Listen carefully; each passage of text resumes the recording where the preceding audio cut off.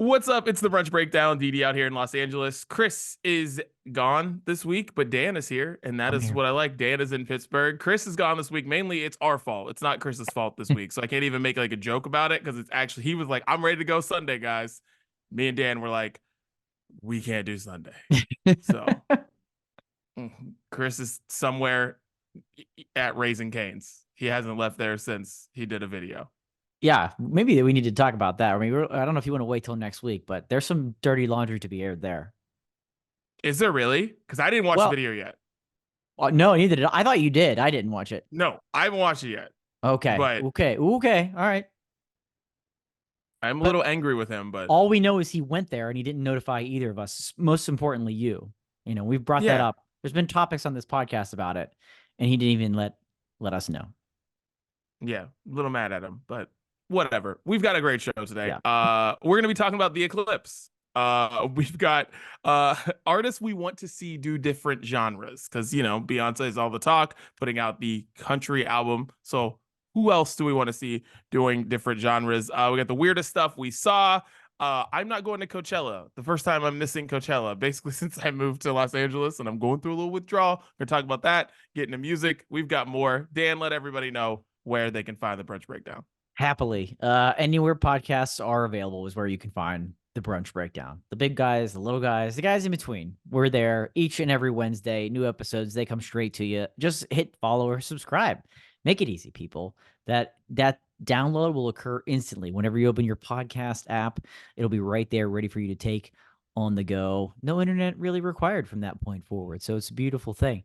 So yeah, every Wednesday, new episodes. We have full video episodes as well. We got a couple of visuals today that'll help tell some stories as we do. This is, mostly an audio podcast, but video is important too. You want to see our beautiful faces. You can kind of sometimes see what we're talking about. So check out the videos. Those are on YouTube and they're on Facebook. And yeah, they're on Spotify, premiering at noon Eastern, 9 a.m. Pacific, and on demand anytime you want to watch after that. It's that simple.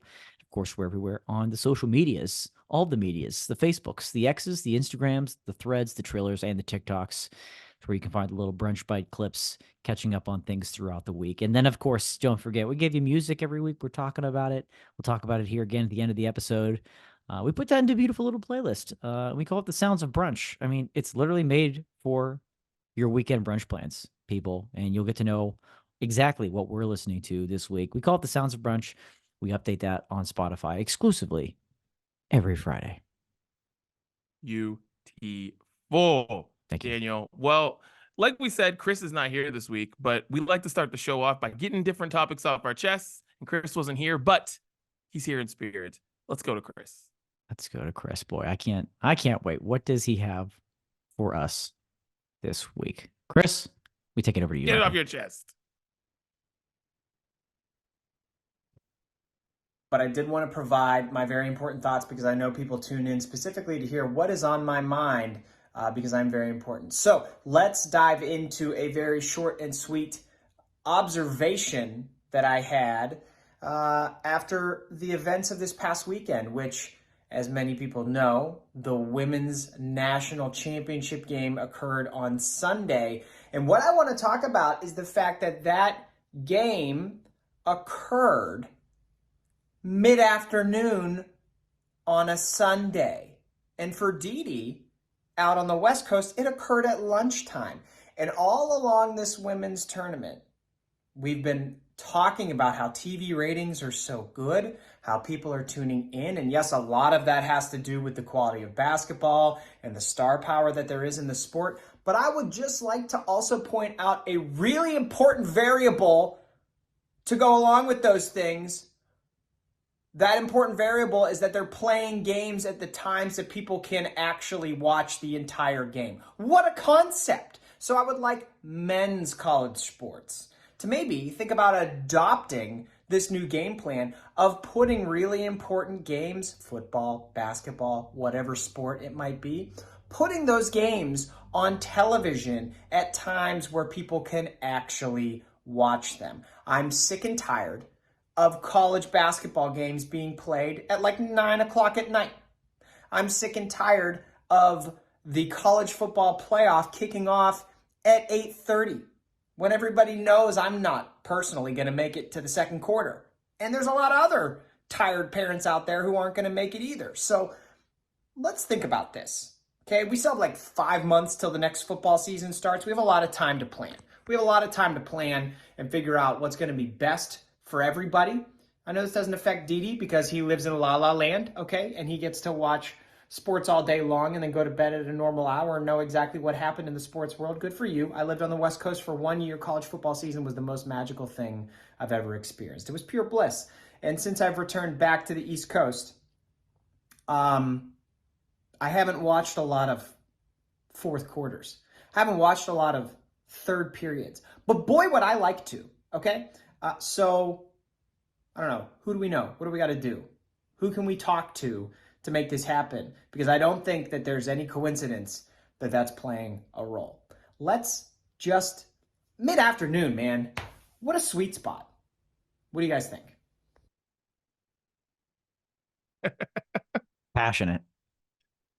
Very passionate for this early time. And I gotta tell you, 25 million people, that's where the game peaked yesterday. And the game was close. So I don't know where that peak hit, but 25 million people, which based on the Elite Eight, the Final Four, I kind of felt like that was going to happen because the game was on Sunday. But I will say noon, a little too early for a big game on the West Coast. I got to tell you, 3 o'clock for you guys. Now we're on to something here. Sure. But noon, because I was out doing a commercial shoot. So like, I missed most of the game, right? Because honestly, I didn't even know. I thought the game was on at 3 o'clock my time. I didn't know it was on at noon my time. That was another thing, right? Mm-hmm. So I was a little frustrated with that. But even if I were home, that's a tricky time.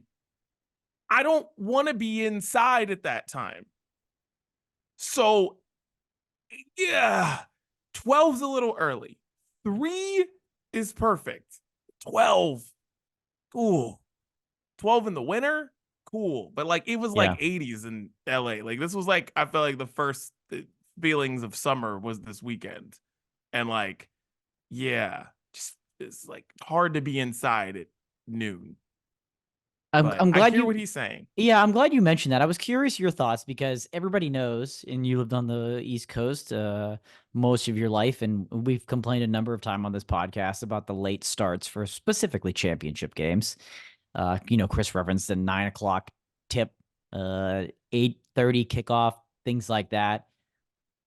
But yes, the audience on the West Coast is large, and if those are played during the week, which most of the men's championships are, what are you gonna? You can't start that game in the middle of the afternoon on the West Coast, right? You can't do it. Now Sunday, let's have a conversation. I'm down for that. I was curious though. I would like to ask him, like, where, and this is specifically a question for you and for him, as a parent, where do you come into conflict with like kids' activities and stuff like that during the weekends, during the day? I feel like there's a lot of that going on. So there's also risk of missing the game because of that. Like that stuff you can't move around. You can stay up later.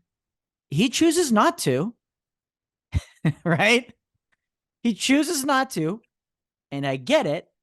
And he's been that way for a long time now. But I wanted, that would kind of be my rebuttal point, and I can't speak on that experience, but I figured, especially like you said, when weather's nice, kids got activities and stuff going on. Sunday at noon, 1, 2, 3, you got your birthday parties and such. I mean, I'm sure there's a barrier there too, right? No, that's also another problem. That's kind of what I was getting at, is like at noon, like if I would have been home and not like working, the kids had a birthday party on Sunday that Siobhan took the kids to, right? So like if I would have been at that birthday party, or at least for some of it, or at some point. So it's just noon's a little, that's too early. Yeah. 3 is like a solid spot, but like, but I get what he's saying. Cause like there are certain things, and this is honestly, they cannot change this. They can't change this. They need to make the men's like go back. They need to make the men's go to where the women are, because the reason the ratings are so great for this is because the times of these games were perfect. The days of these games were perfect. And this championship game peaking at 25 million, most watched sporting event outside, like that wasn't football or the Olympics since 2019. Like crazy. And it's because it was on at a time and in a day that people were like, I'm just gonna watch this because it's on. Like tonight's national championship game, what time's it gonna start? 9 on the East Coast? Pretty much. It's gonna start at 6 here, and it's like, Yeah. and no one already doesn't care about watching Purdue and UConn, regardless. But if it were on a Sunday at a normal time, I would be like hyped to watch this game and just like have it on. It would just be something we just turned on. But like Monday takes effort. Yes. I think with college sports, they got to change just this stuff happening on Monday nights and Thursday nights and whatnot. Like, I just think it's better for just wanting to just schedule your day around something. And Thursday and Monday, and that has nothing to do with being a parent. I just think it's just like, Thursday and Monday. Yeah. Like, because more than likely, and listen, you live with someone who may or may not be a big, humongous football fan. So, like, it's a lot easier to get people to chill on the couch and do something on a Saturday or Sunday afternoon, than it is to get somebody to do something on Thursday night or Monday night. It's like, no, like, we're watching Law and Order tonight. Like, what are we doing? Like, and if you don't think that people will on a, regular basis, if you move specifically college, right? If you move championships to the weekend, move the men's championships to the weekend, if you don't think that that can work, ask golf fans if they're willing to sit inside all day on a Sunday in the spring and in the summer rather than go out and live their lives and do things. And the answer is a most definitely yes. We're a week away from the Masters. Next Sunday, people are going to be sitting home in their couches from noon to 6:30 watching that, and they'll enjoy it that way. That's the time. Maybe we set aside, maybe this is the time. 3 p.m. West Coast, 6 p.m. East Coast. I think we could all get behind that.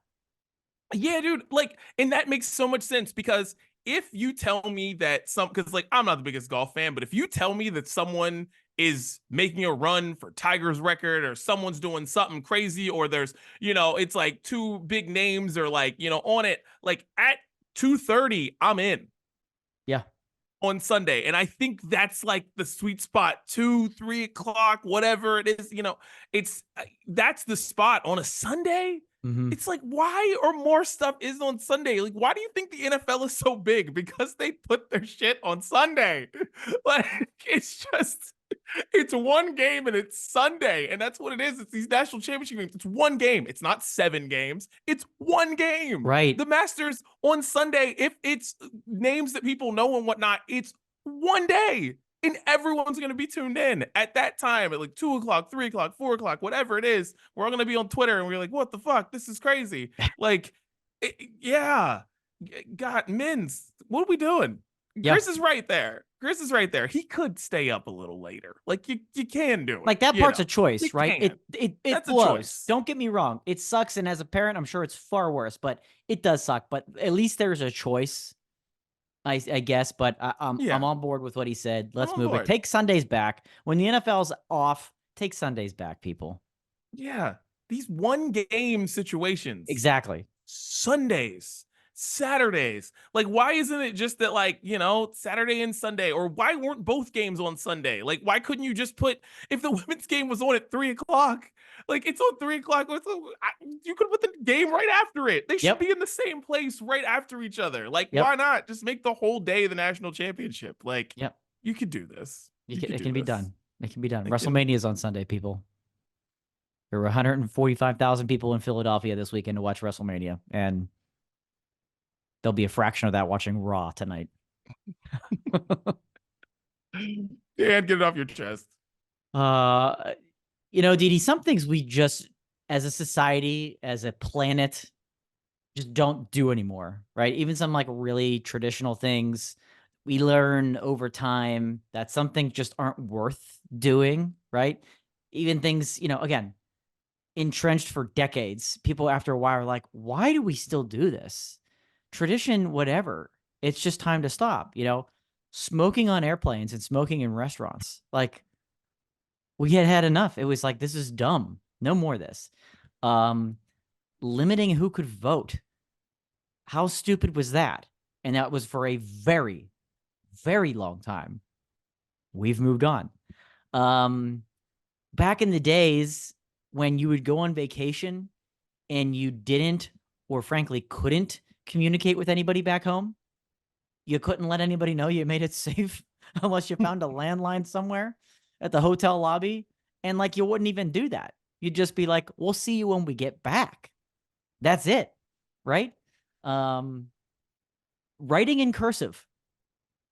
Didi, I've been told that writing in cursive is being taken out of the classroom. Yeah, it's done. It's done.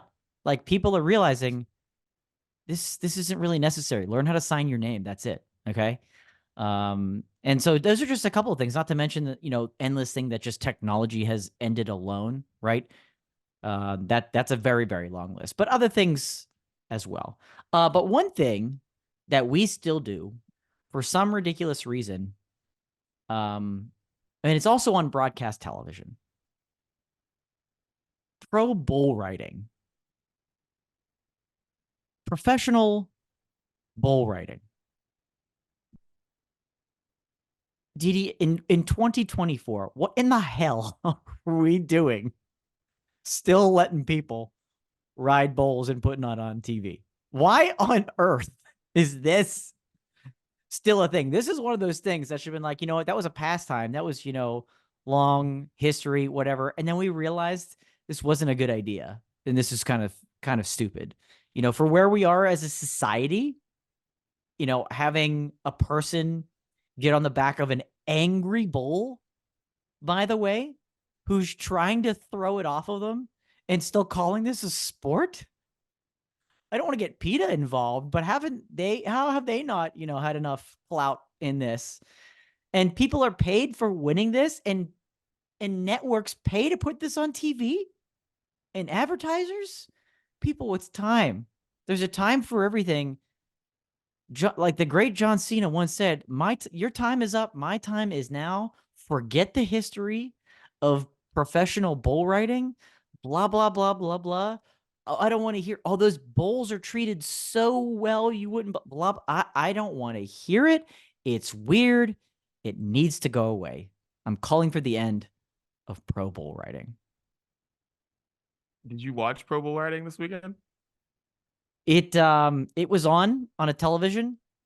I didn't pick to put it on, but I was in an area where there's a lot of TVs, and there was a channel just dedicated to PBR there, pro bull riding. And that's what just made me go, wow. A full arena there. And they were loving it. They were eating it up. So, it's funny because you've met her. Oh, gosh. So Katie Harrison. Oh, yeah. Used to be Katie Boggs. Katie Harrison was a host with me on the morning show on Radio Disney. Me, Katie, and Gonzo. You've met Katie. She is the head broadcaster of PBR. Get out of here. The head. So whether you saw her or not, but on CBS, I don't know what their schedule is, but I feel like it's every Sunday Katie is on there. They're doing it on Sunday. They're killing it. Come on. Dude, killing it every Sunday. I always see Katie on there. So shouts to Katie. But yeah, wow.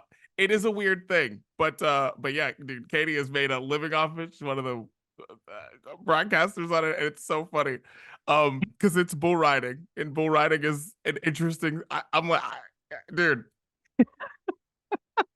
I have no idea. I got nothing on. I have no idea. But I'm also somebody who really likes horse racing, and that has its whole inhumane problems too. Sure. Yeah. Yep. And I grew up next to a dog track where people bet on dogs. I don't know if that's something that still happens.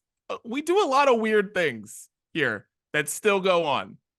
And yeah, bull riding's up there. But at least the bulls, at least they get the, because the horse, they're like whipping them.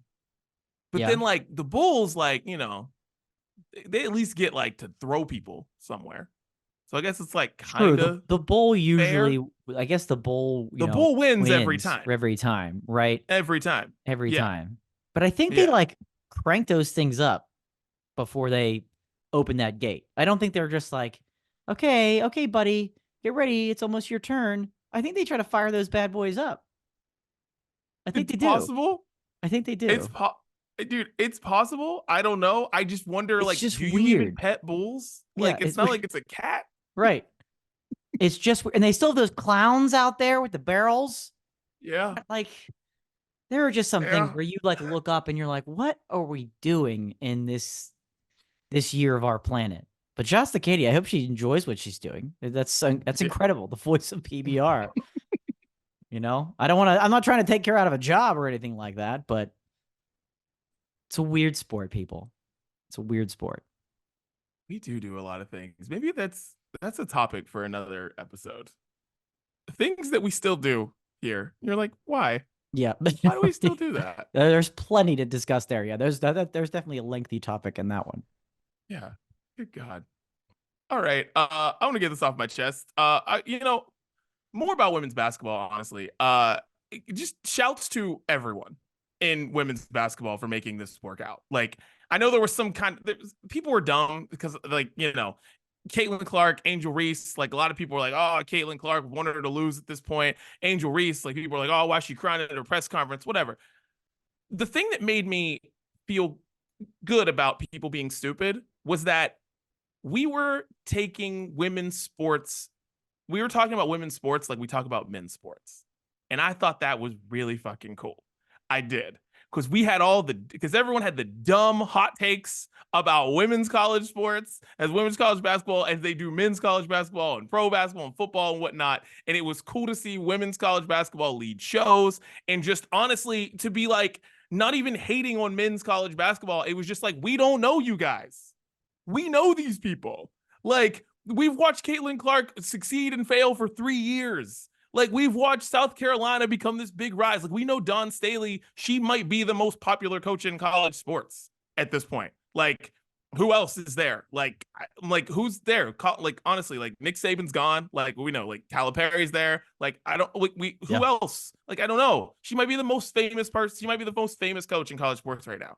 Like, and I just think that is so cool. So, like, shouts to freaking Paige Beckers and Juju and Flage and what's her name, Hannah something in Notre Dame, and just Cameron Brink, and it was just awesome. Like, I just loved every second of it, and it was just so cool to just be like, yeah, like college, like women's basketball is here, and then it's all going to go to the WNBA. And I saw JJ Redick, who is the wet blanket of basketball, and I really don't like listening to JJ Redick talk about basketball. He's so boring, and I love JJ as a player, but good God.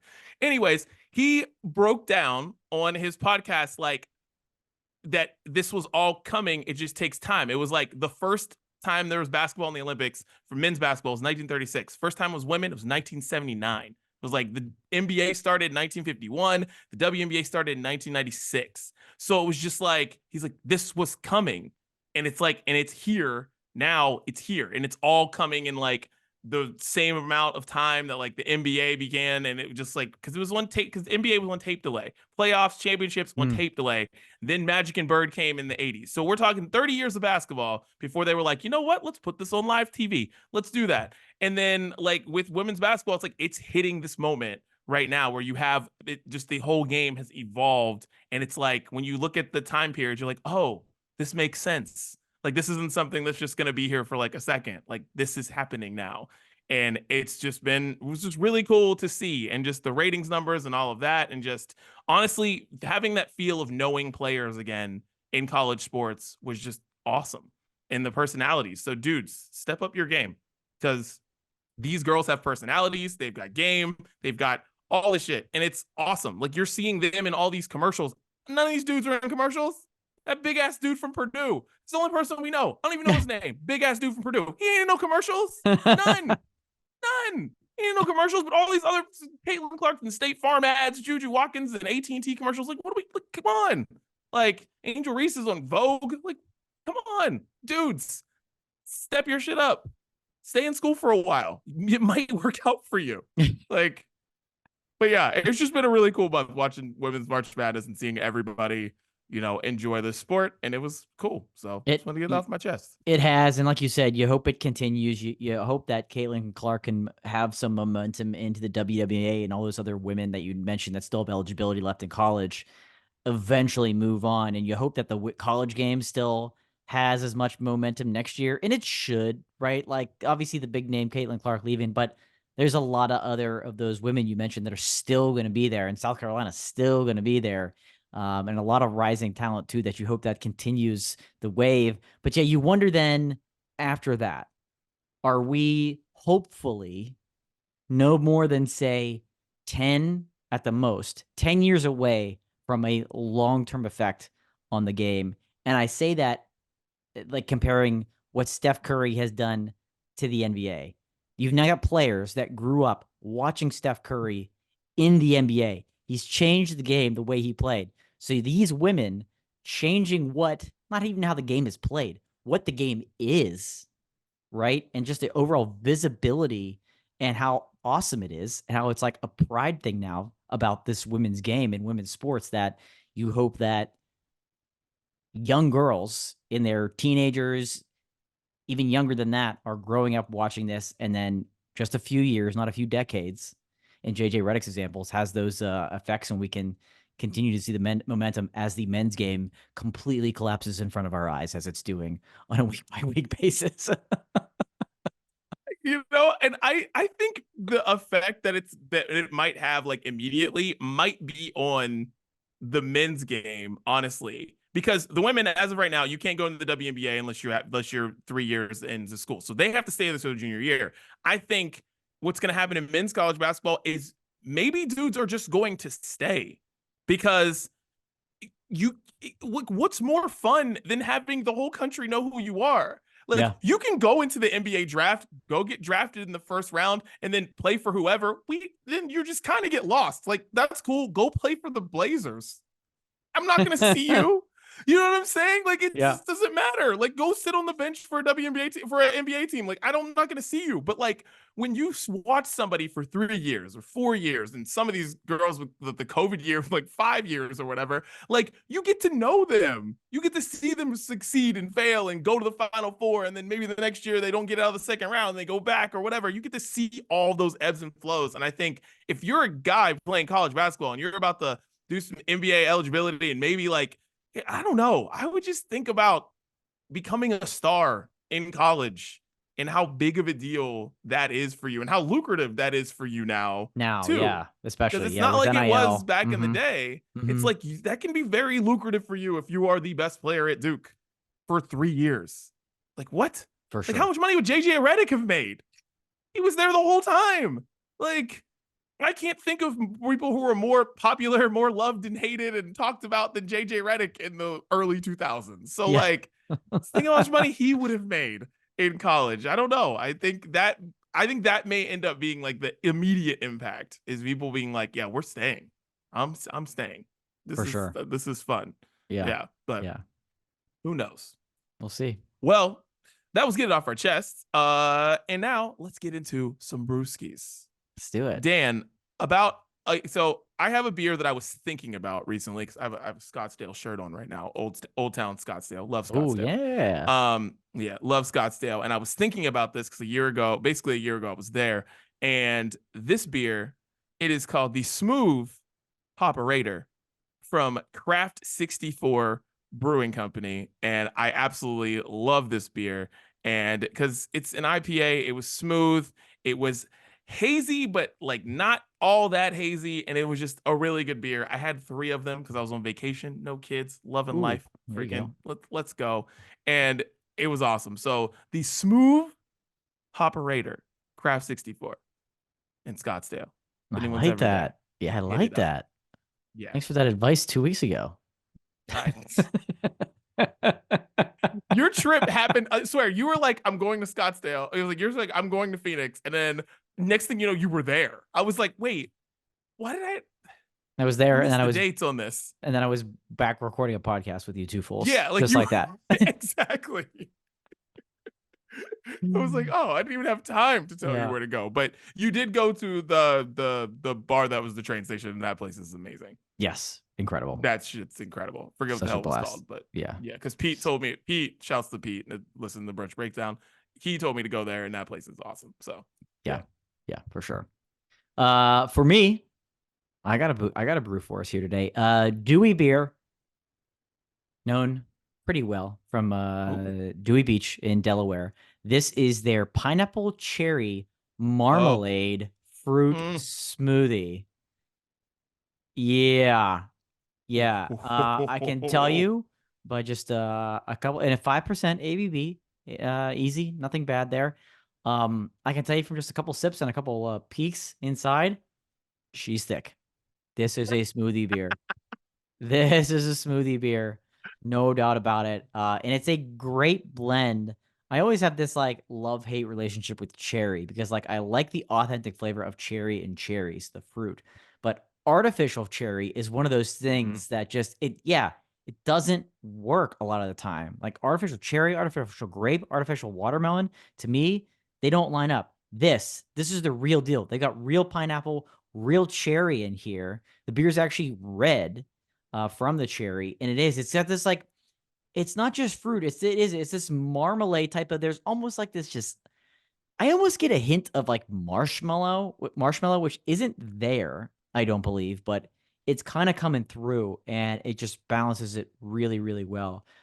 Dewey does some awesome things. It's pretty widely available if you can get to Dewey. Pineapple cherry marmalade. That's what I need today.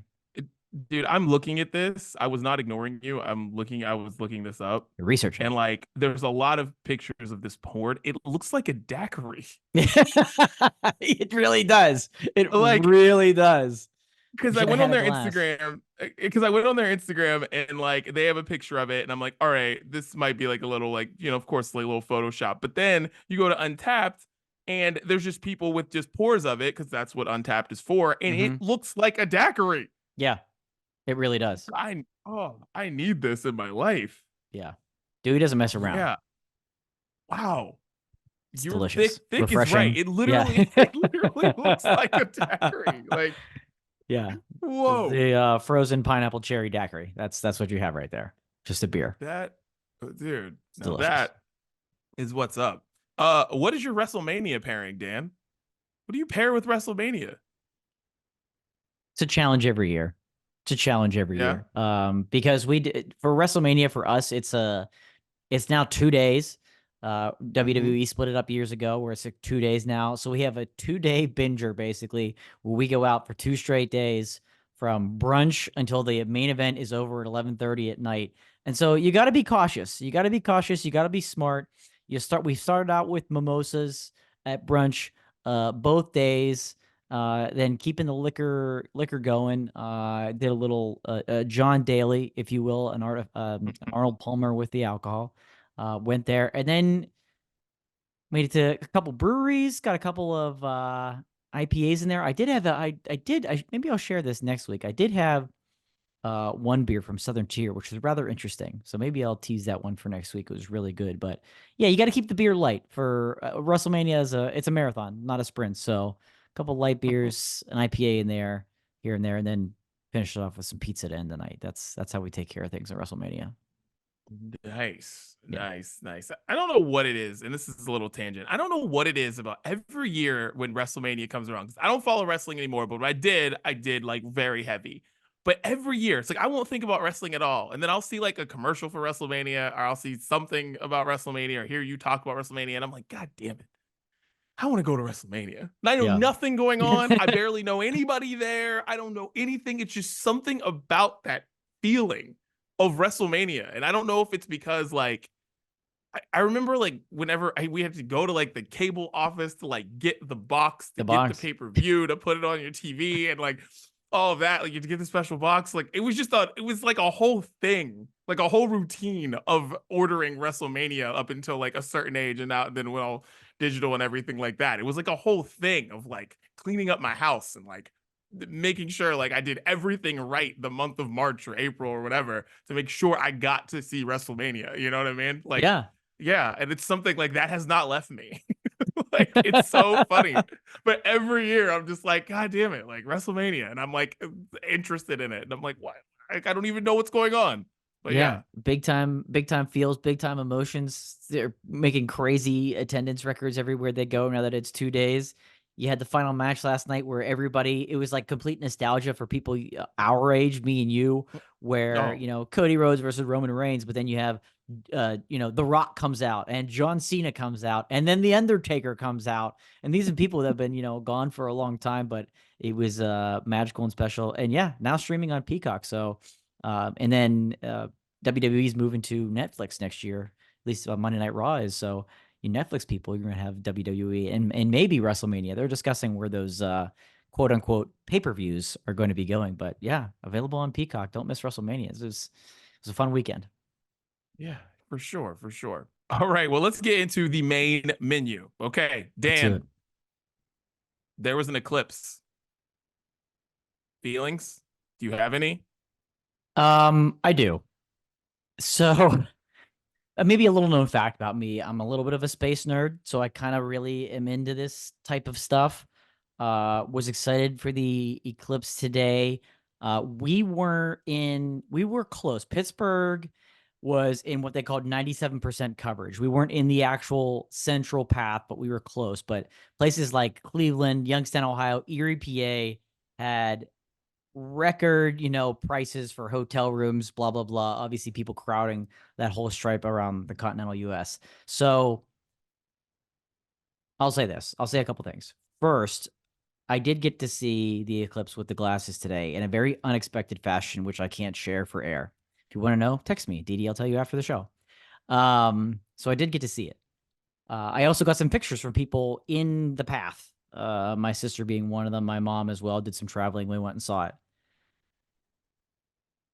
The amount of places, and I mean daycares and schools that were closed today, not in the main line, not in the main path, but like in Pittsburgh, were closed today because of this eclipse, was absolutely ridiculous. What did they think people were going to do? It didn't get dark here. It didn't. 97% coverage. We were an hour and a half away from the path. It didn't get dark here. You needed the glasses to see what was going on. And so I just found it. The commute home was excellent. Don't get me wrong. But no one was on the road because daycare centers were closed. People were working from home today because of it, and schools closed for this thing. I don't think that was worth doing it. I thought that was stupid, but I don't think you can appreciate the eclipse unless you're in the path. I thought it was going to be close enough. It was cool to see, but next time in 20 years or whatever, next time it comes around, I gotta get in the main thing. That's all that matters. Yeah, schools being closed. If my kids' school were closed for this, I don't know what I would have done. Probably lost my whole mind. Like, when they take holidays, you really got to shuffle your schedule around, especially if you work in entertainment like me and my wife do. Like, we really don't have off days. So things have to like get moved around. Sure. And if you did it for the eclipse, and I get it for actual holidays, right? Get it. But the eclipse is not a holiday. It's not a holiday. But also, you mentioned earlier stuff that we still stuff that we still do, bull riding. The eclipse is one of them for me. I'm like, what are we doing? What are we doing? You're still so excited about this? And then it's become this thing in which I don't remember this from 2017, but it's probably just because like now everyone and their mother and grandmother literally have smartphones.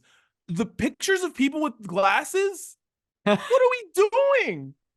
What, like, I don't want to see the pictures of you in your glasses or videos of you going like this. And it's like, oh, it's supposed to be so funny. What are we doing? I'm still on this. I don't know. I'm like, I don't get excited if the sun is covered. I don't care if it's for 5 minutes or what. Doesn't excite me. I like the sun. One of the funnier things is if you Google or like tweet, like Twitter search or whatever, Seattle eclipse, that's great stuff. It's a bunch of people from Seattle just showing you the sky from today and yesterday, and it looks exactly the same. You don't see anything. It's just clouds. Just cloudy. So Seattle Oh. Eclipse is that'll give you some good laughs. But yeah, but Dan, I knew you would care about this because I know you are a space man. You are an outer space lover. Yes, indeed. You make a great point though about you go on Instagram right now. It's just people with their glasses on, or even like business accounts of like people like outside. Like, what? Who wants this content? Who wants this? Honestly, and I saw people outside long after it had passed. I was actually driving. The peak was like 3:15 in Pittsburgh. It was I was driving on the road. It was like 3:50, and there were still people outside. And I was like, get back to work. I should have yelled out, put out my window, yelled, get back to work. Come on. Open the schools up. Crazy. Crazy. But yeah, I think you got to be in the path to really experience it. But I heard it's been an absolute nightmare trying to get around and in and now out of any of those cities along the trajectory. That just seems like if you're going for it, you got to hunker down. You got to stay. Get an Airbnb for the next Eclipse. God. I'll meet you there. When's the next Eclipse? I think 2044. Did I read that right? All right. Or is it 2144? We'll be long gone by then. I'll have to clarify. It can't be 2144. No. It can't be that long. No. We'll verify. I'll verify that. I Long. think it's All right. 2044. All right. All right. Well, let's go into since Beyonce put out her Cowboy Carter album, artists we want to see do different genres, because I find this Cowboy Carter album to be a absolute delight. I think it goes so many different places. I am a big fan of this album. I know it is not Beyonce's greatest album. It is not her best album. I keep seeing people say this shit, and I'm just like, dude, stop, Wow. stop. But it is fun. It is a wild ride. It's not cohesive. I think that's one of the more interesting things, because Beyonce's projects, especially the last like 3 of them, have been so like tight, cohesive, one note, you know what I mean? But like this one is just all over the place. Like they just got into the studio and were just like throwing shit against the wall and see what sticks. And that's why I like it. But who are some artists that you want to see do some different genres? Dan, who do you want to see? Because Beyonce, I feel like she started something. Let's go. She did. And right, like we had this whole, by the way, 2044 next Eclipse confirmed. There's this movement over the last, well, I guess 5 years now, where you have a lot of artists getting back into pop punk, right? You have a guy like Machine Gun Kelly doing it, and you have a lot of other artists kind of, Willow dipping their toe into it or diving full into it, and it's been cool. And some are doing it well, and some aren't. So yeah, I love this topic, trying to think outside of that box, right? Because I think that's the easy thing to do, because that's what a lot of people are doing now. This one may not be a stretch. It feels like we're on the precipice of it at some point. Didi, I need Maren Morris to do like a true pop album, a pop album, front to start. It would be fantastic. And I don't know if we're ever going to get it. Get pieces of it here and there. I need a pop album from Maren Morris.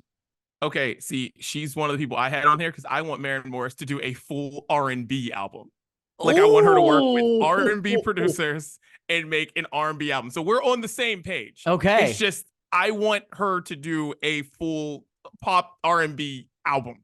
Like, work with the people who work with Ariana Grande, work with people who are working with Beyonce. I want her to do a full, like, it's funny we both have Maren Morris on the list. It's just, she's done so many things. And it's like, if you see her live, it's like, you just you're like, I don't feel like I'm at a country show.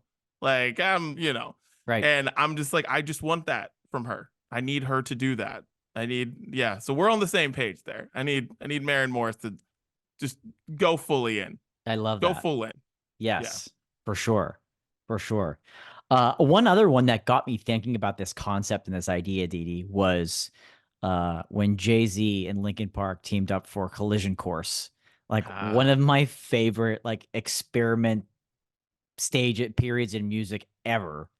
The fact that they put out a couple of songs together for that album was just so fun and wild. It's something that nobody had really ever like heard quite like that before.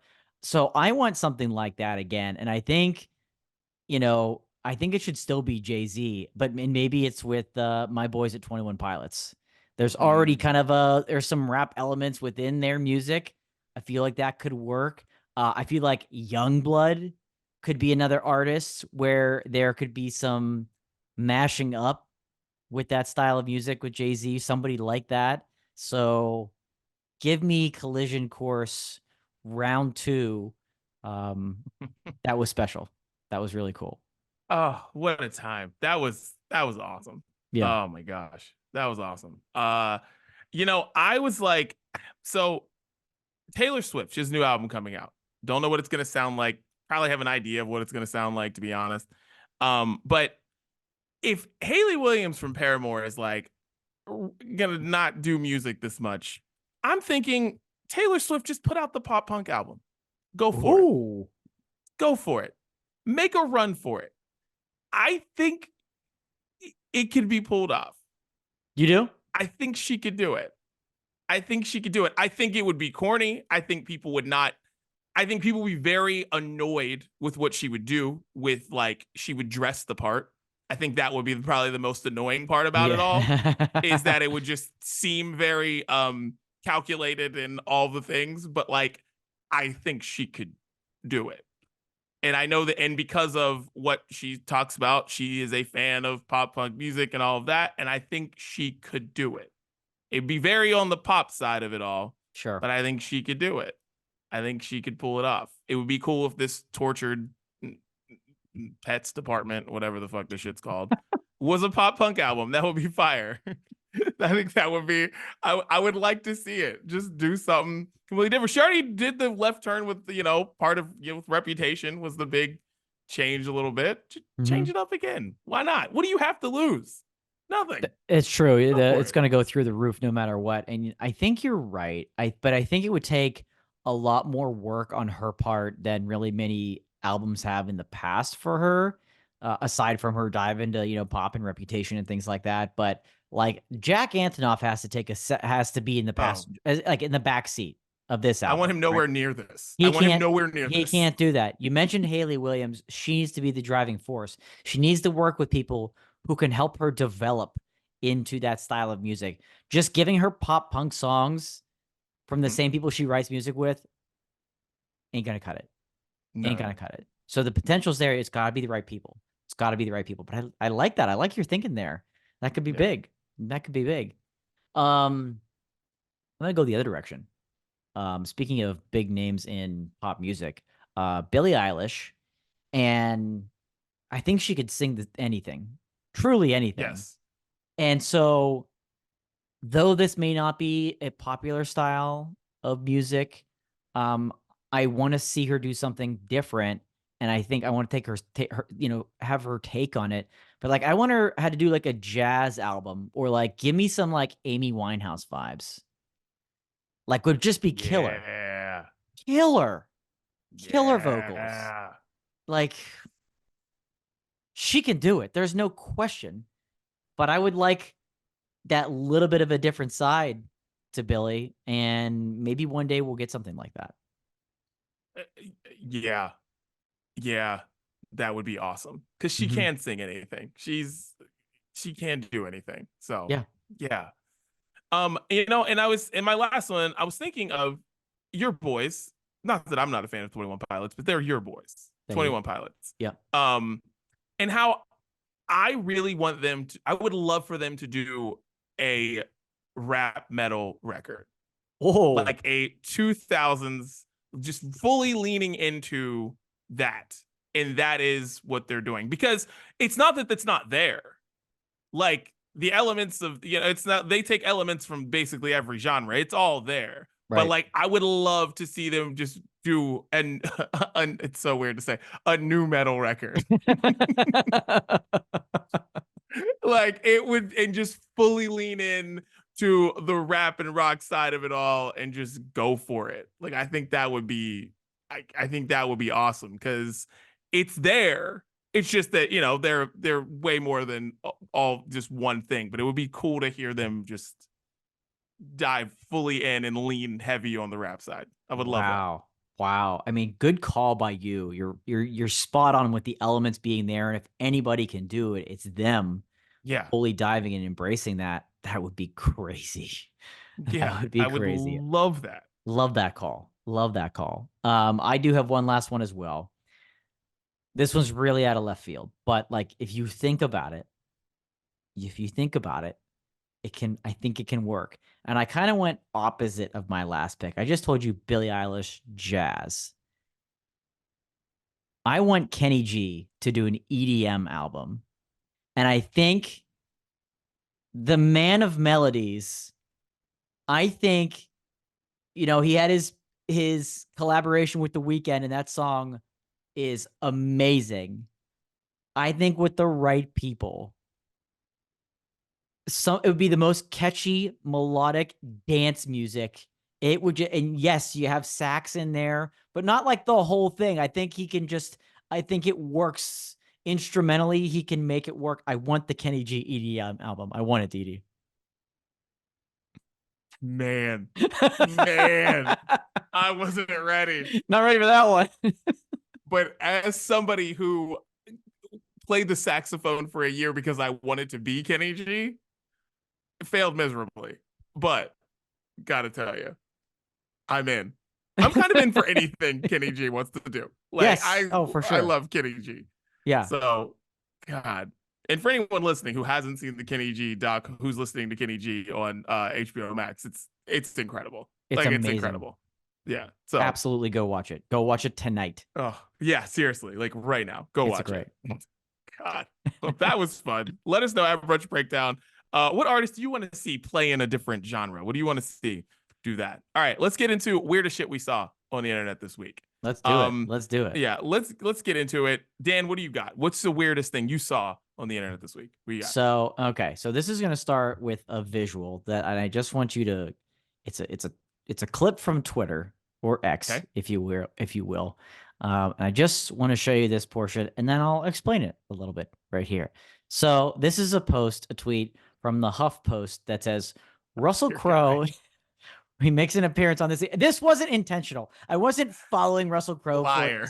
This just came across my feed. It knows that I'm looking and fascinated in his stories. He returns for this segment once again.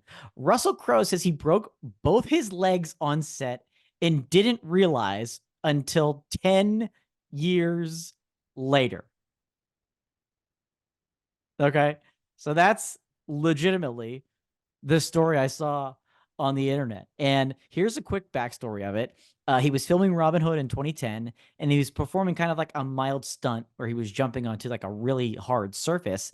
And they were originally planning to put padding down, but they were in a rush because the sun was going down. They had to get it.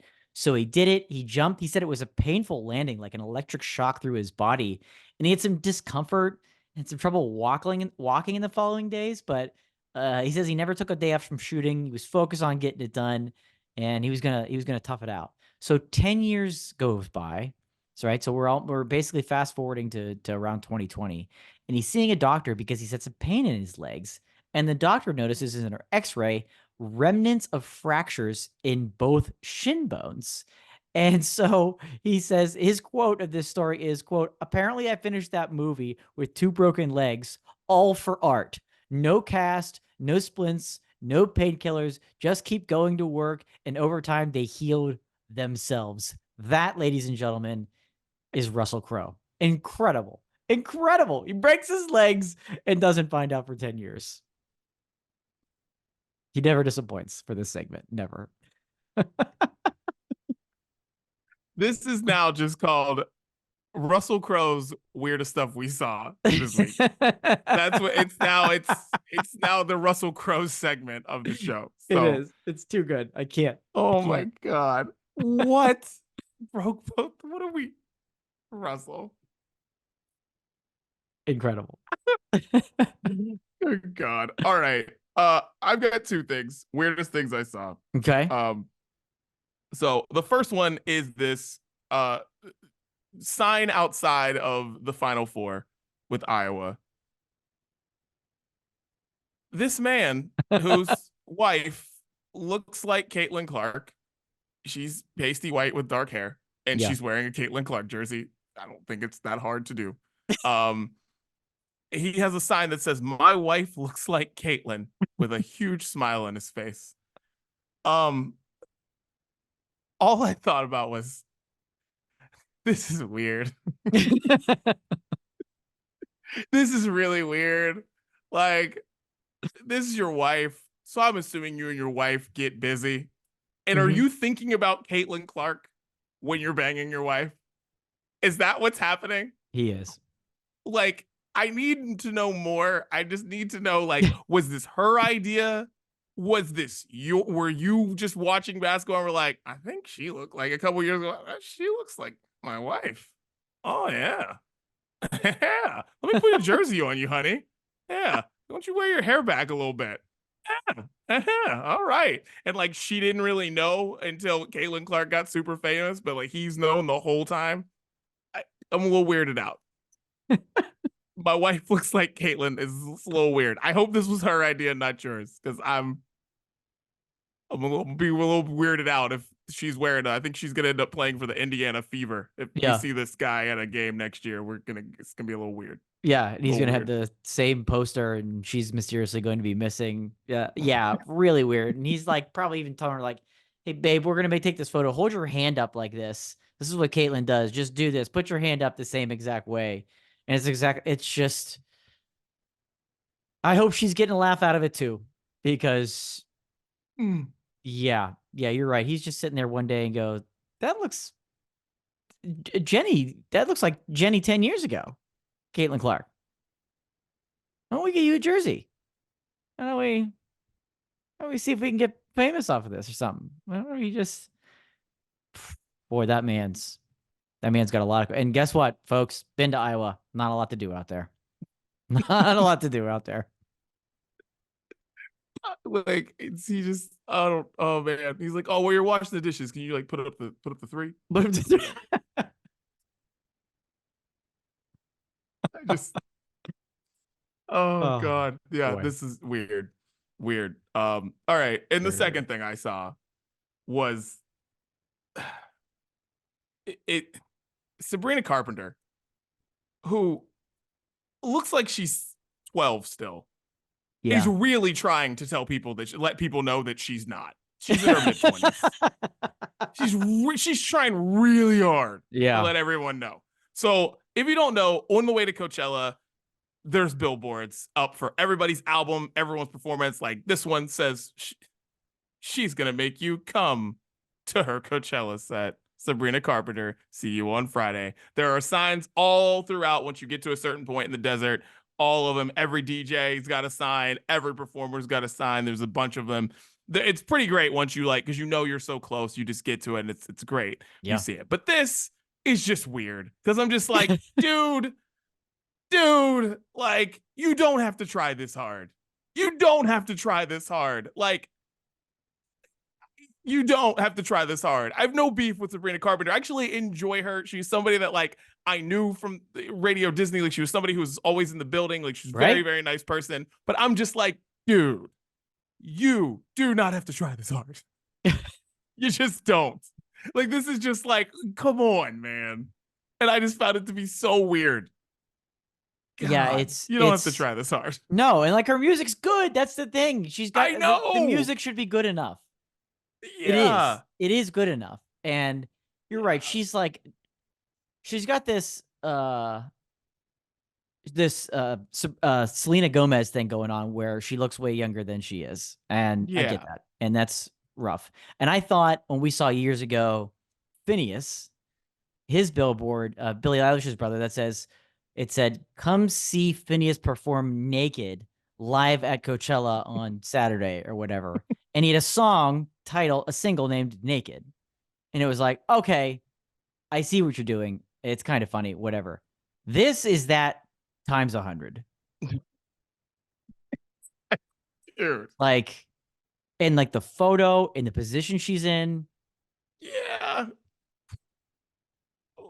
It's like, which is fine. Be sexy, do what you want, but just the wording here is just like, oh yeah, the whole package. It's like, hey guys, I promise, I'm over 18. I promise. Mm-hmm. I'm like, yeah. just comes off corny. But Yeah. yeah. Too much. But to this point, with this sign, Yes. it made me sad Yes. because I'm not going to Coachella this year. And I'm fine with not going to Coachella this year, but I am starting to get like I saw like somebody on one of the Coachella like Facebook groups or Reddit threads, whatever, saw it, and it was like the weather forecast for the week, and I was like, Mm. oh no, Coachella's this week. Didn't even realize it was, and I don't know. I'm sad, and Dan, I need you to tell me how to get through my Coachella withdrawals because this is the first year that Coachella is happening that I am not going since I moved here, and I'm starting to get the shakes. I'm not Yeah. going. I'm just starting to get the shakes. It's gonna be a rough weekend. It's good. You got to have good willpower. It sounds like you do. I went through this same stage of emotions last year, being my first year that I didn't go with all those consecutive years that we had gone together. So I can tell you a couple of things that'll help you. First of all, have you looked at the weather forecast for Indio this weekend? I did. I did. What are you seeing? It's like 90 something on Friday, and then Saturday and Sunday it's like 80. Okay. So that doesn't help. Never mind. No, it didn't help at all. Sometimes you pull it didn't up help. and you see 100 there and you're like, good. All right. That's okay. Honestly, that's what I was hoping to see, Yeah. and I did not see that. I was Right. like, it's like Friday it's gonna be like blazing hot, and then the other 2 days are gonna be like kind of perfect. Yeah. Shoot. And Okay. I'm like, all right. thanks. Well, first step, I do advise you, don't go cold turkey. It didn't work for me. It plays with your mind. It hurts too much. So watch the streaming performances, but only watch the ones you like really care about. That's what I did last year. I wanted to have that thing on all weekend and just have it on in the background. I knew that wasn't going to be good for me because I'd be thinking about it constantly. But I also didn't want to miss out because I know how great it is in some of those performances, especially people I've never seen before live or something like that. So that's one thing I did is don't ignore the streaming performances, but only watch the main ones that you really care about. Just to kind of handpick them. This thing right here, your phone, the X app, avoid it. Particularly for you, avoid as much as you can weekend one, Friday, Saturday, Sunday. It can be brutal. It can be brutal to try to do that because you see a lot on there. You see quite a bit on Twitter. So do your best to limit that. Go outside, something like that. Yeah. And then one of the more important things for me last year that got me through it was I was able to remind myself, and maybe it helps because Didi, if anybody listening isn't aware, the room I'm sitting in, I'm literally sitting across from 5 posters, the 5 Coachella years that I've been to. And it helped me looking back, and I literally see these every day. It helps me looking back at some of the most incredible years that we got to witness there. And then looking at this year's lineup. And for me, it was looking at last year's lineup and just being like, it wasn't going to be better. It wasn't going to be better. I'm not saying you wouldn't have had a good time. We all would. But I just look at some of these names and I'm like, it's just not there. It wasn't there last year. And I really don't think it took a long time for these tickets to sell out. Long time. So again, you certainly would have had a blast no matter what, but the music portion of it, I think we've seen the peak. We've seen the peak. Yes, we have seen. Yeah, I felt like that too, but all I can think about is T-Pain is playing in the Heineken House. Yeah. And that's killing me. It's honestly killing me. It's killing me. It's killing me. It's killing me. It's killing me. Seeing No Doubt, like that one hurts. That one hurts because of how good just seeing Blink 182 last year. It's just I'm good with not going. I've done it, I've done it enough. I'm good. But man, this weekend's gonna be hard. It's like I don't know. I'm gonna try. My whole goal was to try to go cold turkey, but I don't know if that's gonna work for me. Yeah, that's why I'm I gonna didn't. have to go back and forth. Because I felt like it was because then when you see something, it's just like it just shocks you back into that system where you saw none of it, and then you go onto Twitter, and then there it all is, and you're like, this was no good. This was no good. So Yeah. watching some of the performances did help, but you'll get through it. It's 3 days, the hardest 3 days. You need another festival. We need another festival to go to that we just need to look forward to. You need another festival to look forward to. Doesn't have to be the greatest one of all time, which we've been to, but We do. we'll just scale it down a little bit. That's all. Lollapalooza lineup looks great. It does. The producers of Lollapalooza are creating a music festival in the Steel City later this year. We don't have many details, really? but we do know Ooh. it's the same group. So stay tuned. Ooh. Okay. Yeah. Well, enough Coachella depression. Yeah. I'm gonna miss the billboards. Driving out to the desert. Damn. Anyways, let's get into music, Dan. Let's do it. Let's get into music. Dan, what are you listening to? I need since won't be listening to this on the drive out to the desert, but listening to this at home this week. Glass Animals, they are back. As part of their announcement about their new album that they have coming out in July, they released a track called Creatures in Heaven last week. And as soon as it comes on, you immediately get that like distinct sound and feel of Glass Animals, known for their fame of Heatwave, Tangerine, all those great songs. So this one's kind of like spacey. It's a little full sounding. Maybe you should have listened to this while looking at the Eclipse today. But they have it's really great to have new music back for them. And excited for more leading up to that album later this year. Well, of course, Doja Cat is performing at Coachella, and at your last Coachella, Doja Cat was arguably the best there. Absolutely. And she put out a new like 7-song like EP that basically goes along with her album. But there's a song on there called Okay Loser, and it's great. So shouts to Doja Cat. Okay Loser. That's how I feel. I mean, man, you just feel it in your voice. You can hear it. You can hear it. Well, this song will get you back on the move and moving and grooving a little bit. And maybe I'm stealing it off your list, but a group that you and I are big fans of. And as I'm telling you this story, I realized that we've seen them live at Coachella, and they're incredible live. The band Lawrence put out a song called Guy I Used to Be. Now, Didi, not only are you and I big fans of this group, but we both also agree that songs that feature Gracie are usually much, much, much, much, much better than songs that feature her brother Clyde. But this one features him, and it's really good and super catchy, and it'll get your spirits lifted. Guy I Used to Be from Lawrence.